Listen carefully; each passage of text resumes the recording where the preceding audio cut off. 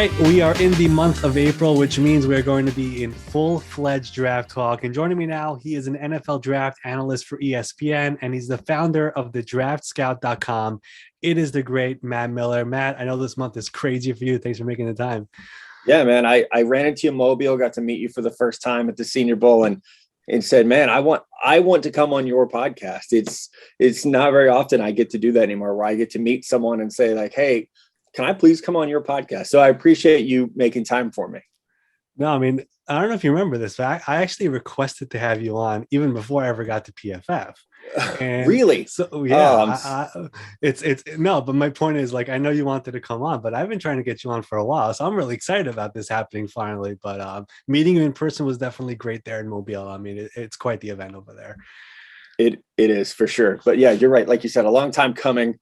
A lot of mutual admiration here. Like I told you, you've been killing it. It's been awesome to see your success and the move to PFF and how well that's going. So before we get into draft stuff, I have to let you know again, it's been cool to see your rise in this industry. I appreciate that. So it's been a crazy ride indeed. And I've of course followed you a long time, but enough of the love talk over here. Let's jump right into it with all we just had a crazy trade. Let's start off with that. Let's start off the Saints and Eagles trade, which just happened the other day.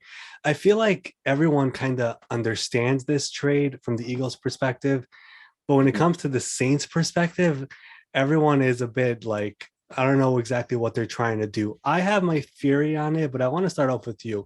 What do you think the Saints are trying to do over here by adding an extra one this year and then giving up that package to the Eagles? Yeah, my first thought when I got the Schefter Twitter notification was like, I just sat down to watch NFL Live and got that and was like, oh my God.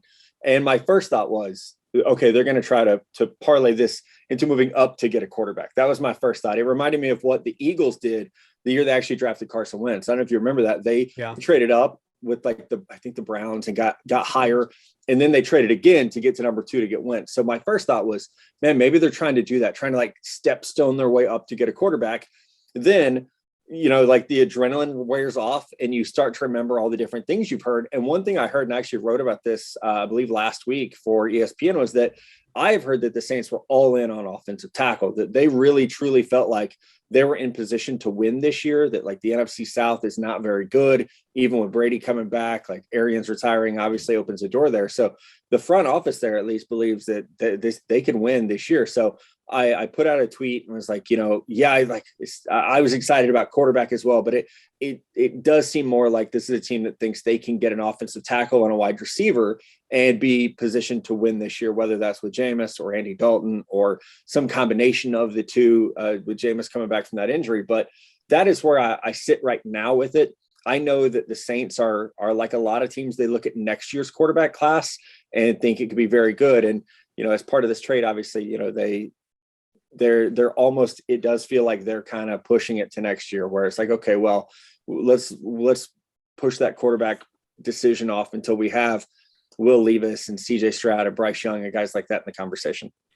Yeah, I mean, and for the Saints, like you mentioned, I think that's kind of what they're trying to do. And again, maybe they do love a quarterback. Maybe we're wrong, but I think the Saints look at the NFC and realize how weak it's become. The roster still has a lot of talent, but there's a lot of high price talent. They need that young, cheap talent, and maybe adding 2 studs in the first round to this great roster and making it around the NFC. And remember, they're 4-0 against the Bucs since Brady came in, including that win last year on Sunday night, which Dennis Allen was the head coach.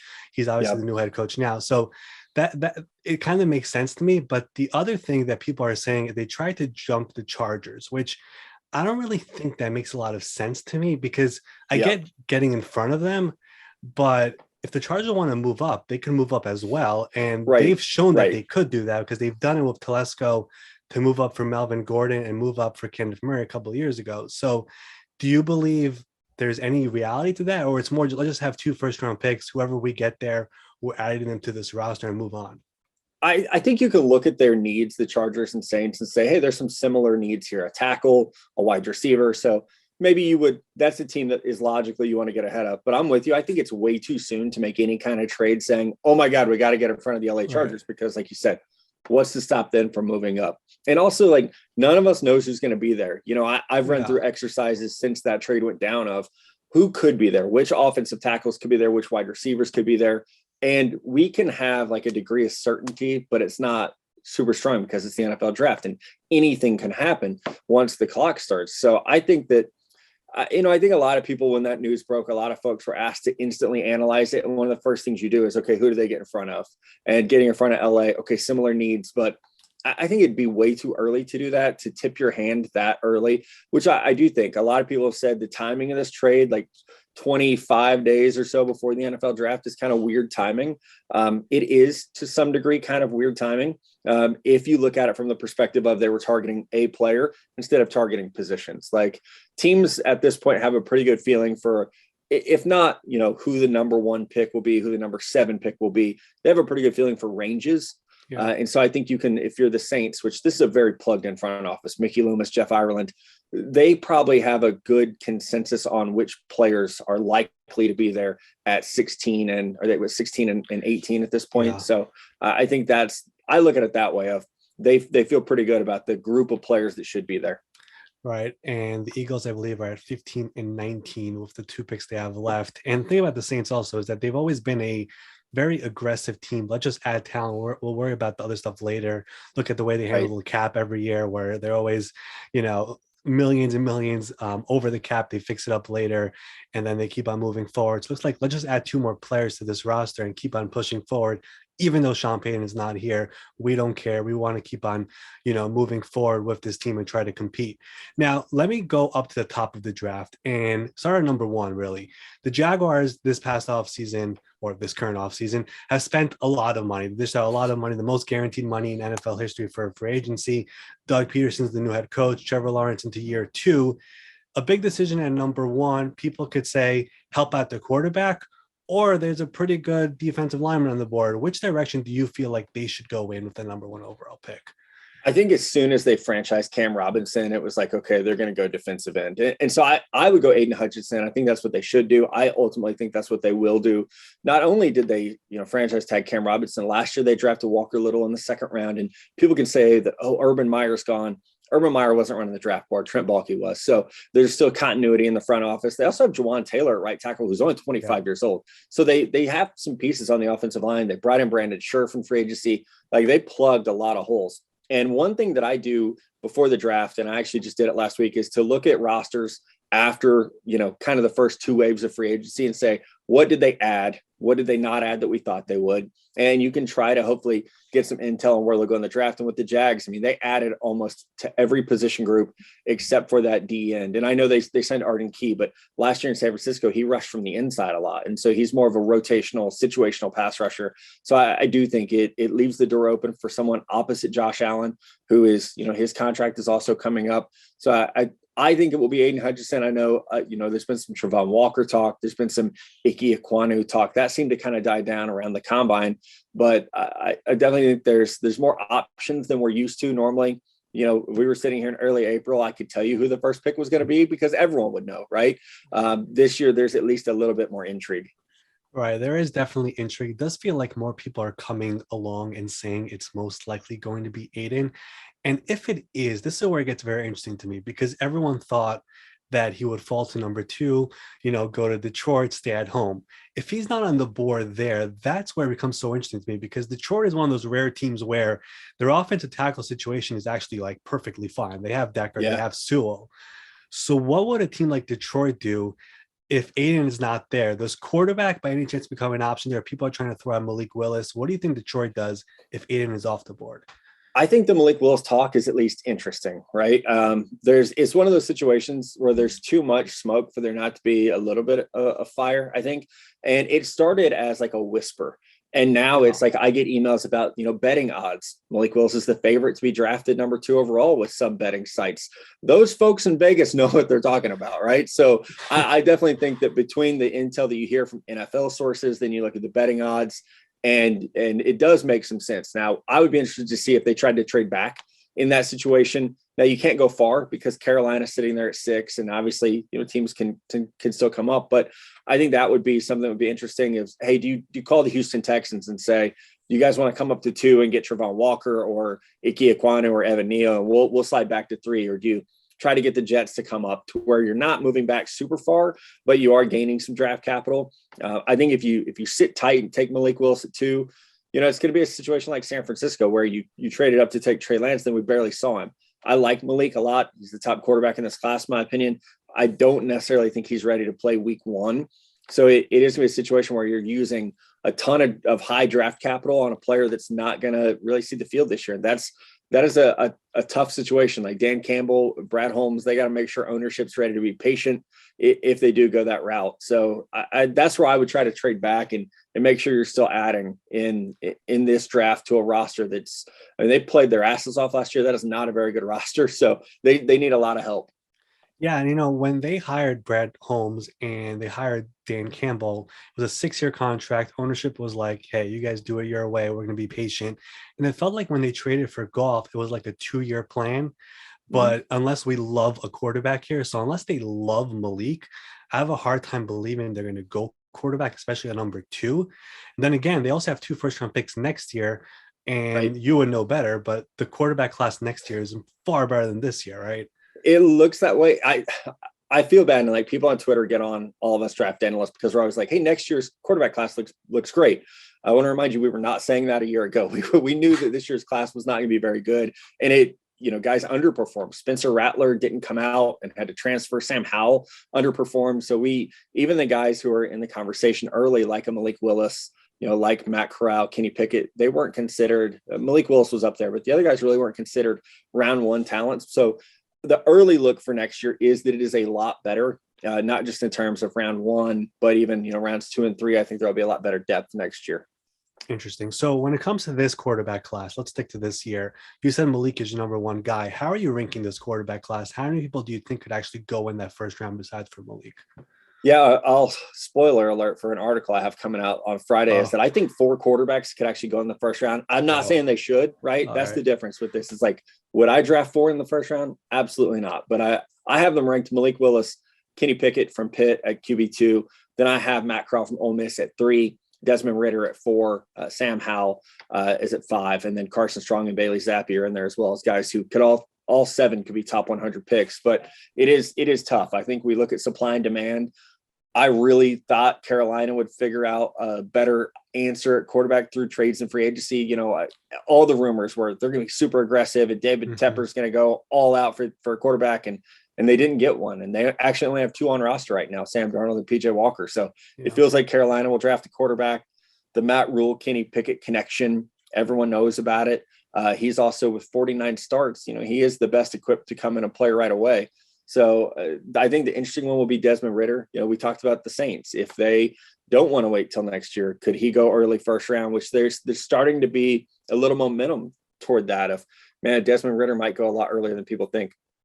Yeah, that's the thing about quarterbacks is all it takes is one team to fall in love with you. And then there's the 5th-year option element to it where you want to have that extra year where you end up taking him in the first round. And quarterbacks are always, I don't want to say reach that, but if you want him, you take him because you got to get that position is the most important one. So I would be surprised if there are 4 going in the first round, but if it happens, it's not the craziest thing considering the way NFL teams work and the way they think with that position is basically what you're trying to say with that article. Oh, without a doubt. And it's not what I would do, and the rankings won't reflect it. I only have 2 in my top 32, Willis and Pickett.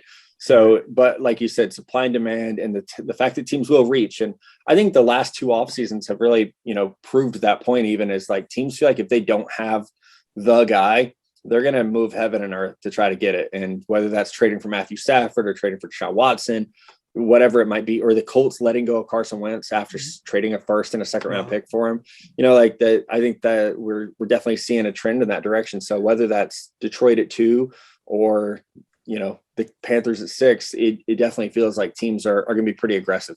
And there are people in the league who believe like, if you don't have a quarterback, just keep on taking swings until you find one. And if a team just does it in the first round, doesn't work, move on from and find the next guy. And we've, as you said, we've seen it happen. We just saw it with Carson Wentz. We saw it a few years ago with Josh Rosen. If you don't have the guy, find the next guy, keep on moving. Or even the Jets, right? Like Sam Darnold, you trade up to draft Sam Darnold, doesn't work. So you take Zach Wilson, right? It's 3 years later. Yeah, I do. I think that it's you would get fired for that, right? Yeah. If you missed, but it in Arizona, you do it and you get contract extensions. So the game has changed. It really has. And until you have the quarterback, you're basically not a legitimate team around the NFL. And teams have realized that. If you don't think you have one, go find it. And that's what a lot of these teams are doing. So the quarterback position isn't, I guess, as deep as it was last year. Obviously, it's not as super strong. Which positions in this draft are considered very deep, and which other positions are not considered that deep here this year? Yeah, I feel like it's becoming a trend every year, but the receiver position is incredibly deep, and deep in the fact that like we could see 8 receivers go in the first round, and that would be a record, but it's not out of the realm of possibility at all. In fact, a lot of the mock drafts I do, it's like, okay, I'm sitting here at the end of round 1 and every team needs a receiver. Like every team, it feels like from New England at 21 to Detroit at 32 could take a receiver. And there's going to be guys gone already, like Drake London and Garrett Wilson and Chris Olave are going to be off the board by then. So we could definitely see a record number of receivers. I actually really like the safety class. We probably won't see a ton in the first round. Kyle Hamilton from Notre Dame, Dax Hill from Michigan. They might be the only ones that make the first round. But I think in the second round, we'll see a lot of guys like Jaquan Brisker, who can be very, very good starters early in their career. Jalen Petrie from Baylor. Brian Cook from Cincinnati. So the safety class is good. Offensive tackle, I think a lot of people know we're going to see, 4 to 6 of them probably go in the first round. So there's good depth there again too. You mentioned the receivers, and I want to go back there for a second because, as you said, it feels like every year it's stacked, it's loaded, and it's an interesting topic because I've spoken to a few people about this, and I want to hear your take on it. Unless you believe that receiver in the first round is special, like a Jefferson, like a Chase, would it be worth it to pass on that receiver in the first round and come back to get a receiver in the second, third, fourth round, where we've seen in previous years where guys like a DK, AJ Brown, T. Higgins, Michael Pittman, Amon-Ra St. Brown last year, I think was a 4th round pick. Does that make sense to you? Maybe just pass on the receiver in the first round, unless you believe he's that special talent, then come back to get one later because there are so many of them. I tend to subscribe to that theory and have for a long time because like I had Michael Thomas as my number 1 receiver. I had AJ Brown as my number 1 receiver, or I can show you how old I am. I had Alshon Jeffrey as my number 1 receiver back in the day. So it's like, I've always kind of felt like, man, you can wait till the second round and get a good player. I think the only difference this year might be if we do see 8 go in the first round, those are guys that normally would be second round picks where you could feel like Deebo Samuel and AJ Brown slipped around too. And you're like, how the hell are these guys available? This year, they would be late first round picks, I think, because the need at the position, the arms race in the AFC has been amazing. Also to where it does feel like Kansas City needs another receiver. Buffalo needs another receiver. It's so many teams. New England needs a couple. The Raiders, could still add one. It just feels like so many teams need that receiver that we're going to see so many go early that normally would be second round picks. So that is, like, if you ask me, hey, would you draft a receiver in the first or second round? Like, all things created equal, I'd much rather go second round. The hit rate is better at the position. But I think this year might be an interesting case study where it's a weak draft at quarterback. There's not a lot of defensive tackles that are going to go early. Not a lot of corners are going to go early. I think we're going to see the receivers get bumped up this year. Interesting. There are a lot of talented receivers this year. I'm always curious to see where they go and how many teams actually believe that about not taking one in the first round, coming back around for it. And it hasn't really happened often. Last year, there were, I think it was 5 receivers in the first round or somewhere in that area. So it still hasn't happened. My point is that there are still so many receivers available in those later rounds. Not everyone hits, but there are some that just boom like crazy. Like we saw this past year with Amon-Ra St. Brown in Detroit, a 4th round pick. And it feels like you could always find those later in the draft and take a different premium position in the first round. I want to ask you about a couple of teams in particular here. I'm here from New York. The Giants and Jets have been dreadful forever now. It's just not fun here in New York with the people around me. They just hate these 2 teams, but they do have 2 top 10 picks in this year's draft. And it feels like for the first time in a long time, both these organizations at the same time have a good regime in place of the guys making the decisions there. What do you believe those 2 teams should be doing with those 2 top 10 picks that they have over there? Yeah, I think there's a ton of pressure on Joe Douglas with the Jets because this will be his 3rd draft. And that first one is not looking great with Mekhi Becton, Denzel Mims, Ashton Davis. Ashton might be the only starter from that draft this year. So I do think there's a little more pressure on him to get it right with these 2 picks. So, do they believe in Mekhi Becton? Or we're going to find out real quick if they do or not, because if they take a tackle at 4, then we kind of have the answer there. But they also need a pass rusher opposite Carl Lawson. He'll be coming back from injury. They need a corner. They could use another safety. So I think the Jets are an interesting team where, they have so many needs, and wide receivers, obviously one of those too, to where it'll be, I think from a draft philosophy standpoint, we can see how Joe Douglas feels. Everyone knows, like, former offensive lineman, the dude believes in building the trenches, but is this year the year that you go against what we were just talking about? Do you draft a receiver in the first round after taking Mims and Elijah Moore in the second? So I think that'll be fascinating to see how they build. And then with the Giants, with Joe Shane and Brian Dable coming in, they've said they believe in Daniel Jones for at least this year. I think they're one of the teams that's probably eyeing that 23 quarterback class, but they have to figure out their offensive tackle opposite Andrew Thomas, who, man, he played so well last year, maybe the most improved offensive lineman in the league last year, honestly. But, they also have to figure out their defense. They desperately need pass rushers. I think they were number 30 last year in quarterback hit rate. So they definitely need to get after the quarterback. And the Jets and Giants, I think it's weird because not only do they both have two top 10 picks, they have a lot of similar needs. So if you're a Giants fan, you're kind of looking at the Jets to see, okay, what do they do at 4? Because that could dictate what you do at 5 and 7. And then if you're a Jets fan sitting at 10, it's like, you got to be careful who you pass on, because the Giants could take your guy at either of those spots. I think it'll be fascinating with the New York Giants. When Dave Gettleman was there, everyone knew who their pick was going to be. Daniel Jones was a little bit of a surprise. I was at Bleacher Report then, and I remember we had a thing, and a Giants beat writer came up to me and was like, hey, it's not going to be Dwayne Haskins. It's going to be Daniel Jones. And I didn't believe him. And so I was like, no, I don't know, man. I can't see Daniel Jones going that early, right? It feels off. But, like, people tend to always know their picks when Gettleman was there. So this will be the first time maybe that the Giants come on the clock and there'll be actual mystery as to who they're going to take. It's interesting because you remind me of that draft, but Gettleman actually tipped his hand the day of the draft. I don't know if you remember this, but he was doing an NFL Network interview, and they asked him about Daniel Jones, and he kind of gave a smirk. And I remember that, and I was like, it's going to be him. Ended up being him. It surprised everybody, but I was ready for it. Here in New York, though, it did not go over the greatest. And speaking of Daniel, they do have to decide on his 5th-year option the Monday after the draft, and that is $22 million. Fully guaranteed. A big question there on him. You mentioned both these teams need pass rushers, and that's definitely true. I want to ask you about one in particular, and that's Kayvon Thibodeaux from Oregon. Just help me understand the whole argument that he could slip. I've heard a lot of it, but where did this come from, and how legitimate is it in your opinion? Yeah, I think it comes from a lot of different directions. And it's one of those situations where you have to be careful to remind people that you're passing along information that's not your opinion, right? So I still have him as the top 10 player. I still think he could be the number 2 pick. But you definitely hear, talking to people who have been through Oregon scouting him, or people who have, interacted with him during interviews, that he's maybe not presenting himself in the best light. Like, he's very focused on his brand and his off-field life, not as much of his on-field. And I think what's hurting him is last year, especially after he got hurt, it did seem at times like he was kind of coasting, which I don't think is that uncommon for pass rushers. I remember hearing it about Chase Young. I remember hearing it about Myles Garrett. It's like, these guys are not going to go full blow 80 to 85 plays a game. So I think with Thibodeaux, one thing that's not helping his stock right now is that he's maybe not interviewing that well, in terms of his love of the game and things like that. And then when you watch the tape, you see a guy that flashes just brilliance at times, but then we'll go through stretches where he's, kind of average and really not, turning the Jets on as much as you want him to. So I think, teams just have to buy in and believe that, okay, if we draft this player in the top 10, that not only do you have the, oh my gosh, we wasted a draft pick, but if you miss on a top 10 pick,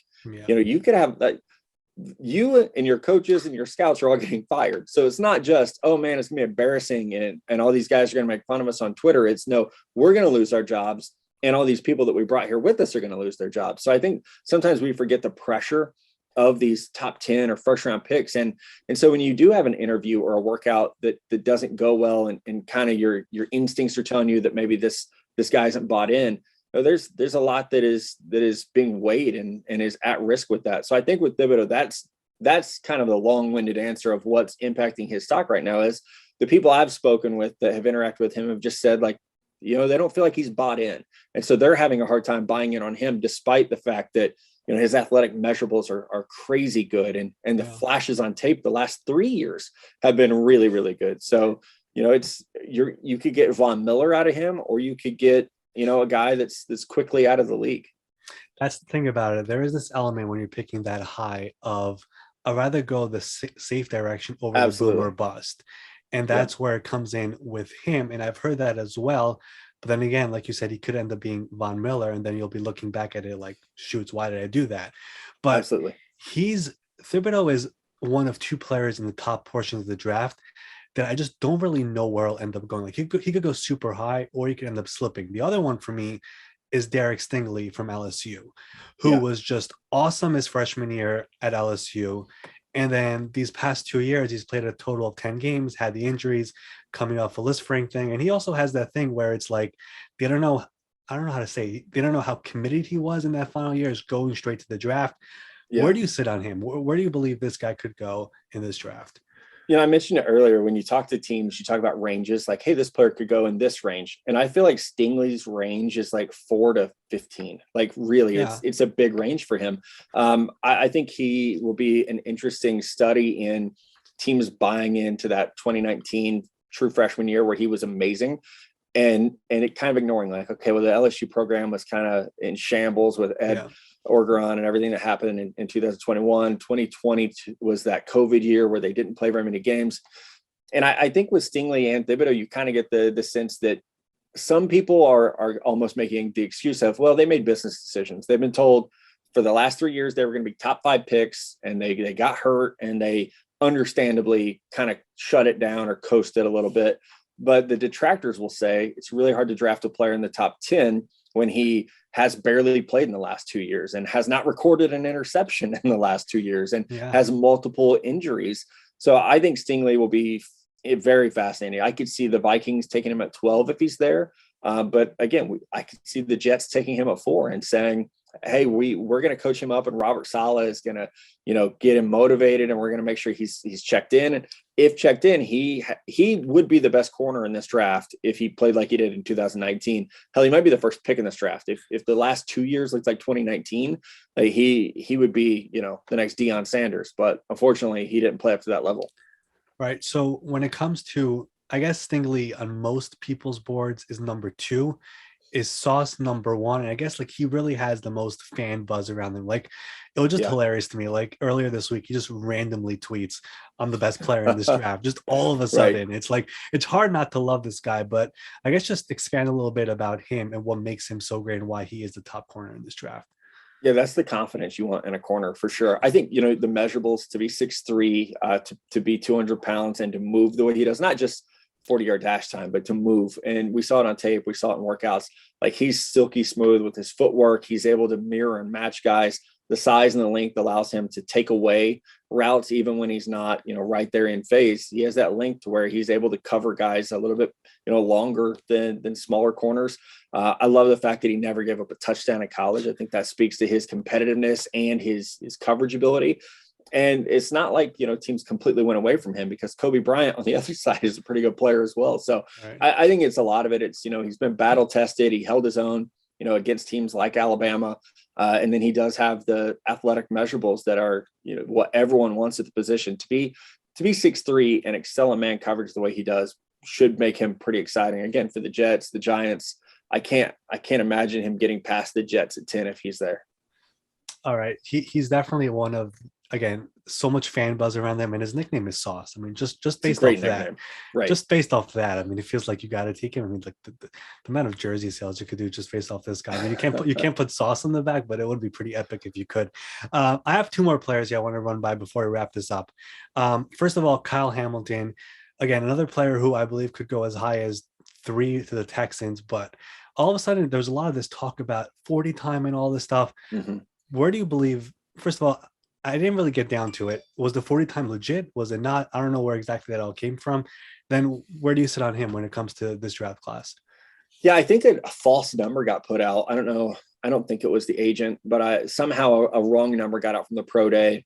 And the buzz really started on like a Friday. And I even remember getting a text. It's like, hey, that Kyle Hamilton number's not right. He ran a low 4.7 at the pro day.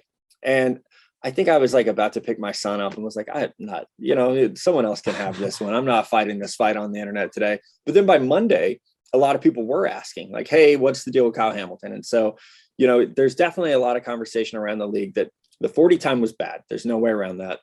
But it's more so positional value. And I think it's the marriage of the two, right? So if he had run a 4.4, you'd be like, oh, well, positional value is not great. He's probably going somewhere, 5 to 10. But I think the poor 40 time and the positional value is why we're starting to hear probably goes outside the top 10, maybe even closer to, 15 to 20.